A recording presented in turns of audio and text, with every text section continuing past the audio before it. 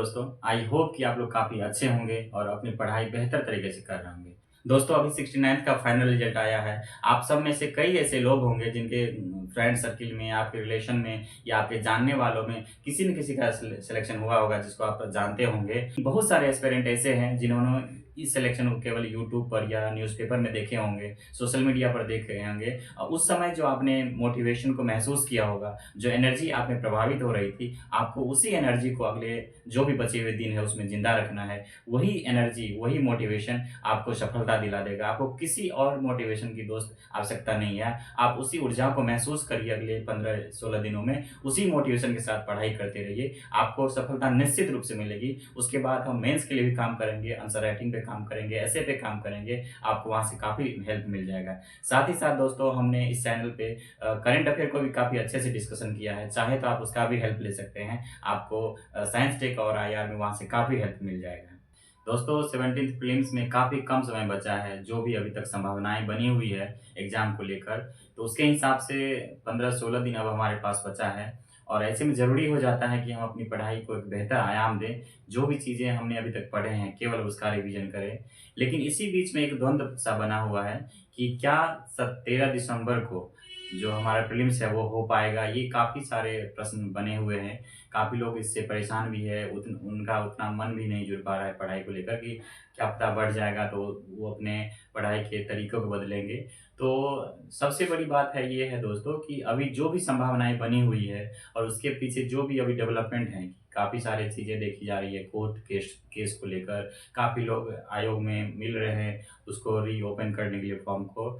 एक चीज़ और बता दूँ कि पहली बार ऐसा लग रहा है कि फॉर्म रीओपन होनी चाहिए, क्योंकि जो भी वैकेंसी है, इतने बृहद मात्रा में वैकेंसी है, ऐतिहासिक वैकेंसी मानी जा रही है इसको।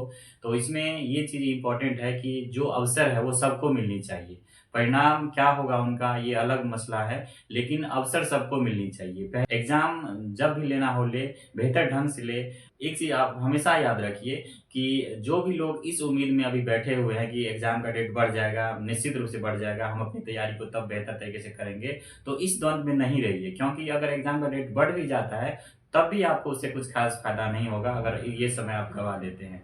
तो इससे बेहतर है कि जो हमारी पढ़ाई है, जो हमने अभी तक पढ़ा है, उन चीज़ों को रिवाइज़ करें। जो भी सेक्शनल वाइज़ चीज़ें हैं, उसको कंक्रीट करिए, उसको कन्फाइंड करिए और जो भी 15, 16, 17 दिन अभी हमारे पास बचा है, उस पे उनका रिवीजन करिए, क्योंकि वही सफलता दिलाएगा। अगर वो चीज़ नहीं करेंगे हम तो चीज़ें खंडित हो जाएगी। इसलिए इन चीज़ों से दूर हटकर पढ़ाई करिए। और जहाँ तक 13 दिसंबर की बात है, तो ये पूरी तरह संभावना है कि 13 दिसंबर को एग्ज़ाम होगा। अगर पिछले कुछ चीज़ों को देखें जैसे कि 69 को, 68 को, अगर उस तरह की चीज़ों को देखें, तो कम से कम 1 महीना जब बचता था, 25 से 30 दिन बचता था, तो आयोग के द्वारा नोटिस दे दिया जाता था कि आप फलाने दिन से एडमिट कार्ड को डाउनलोड कर सकते थे। तो लोग पूरी तरह से उसमें जुड़ जाते थे, लेकिन इस बार ऐसा नहीं देखा गया है। कई सारी चीज़ें अभी जो चल रही है कि न्यूज़पेपर की कटिंग को देख ले या बहुत सारे लोगों को सुने जो उनसे जुड़े हुए हैं आयोग से, तो उन लोग का मानना है कि जो सेंटर का भी खुद थोड़ा बहुत प्रॉब्लम हो रहा है। लेकिन मुझे नहीं लगता कि अगर आयोग 13 को डिसाइड कर चुका है, तो सेंटर का कोई प्रॉब्लम होगा।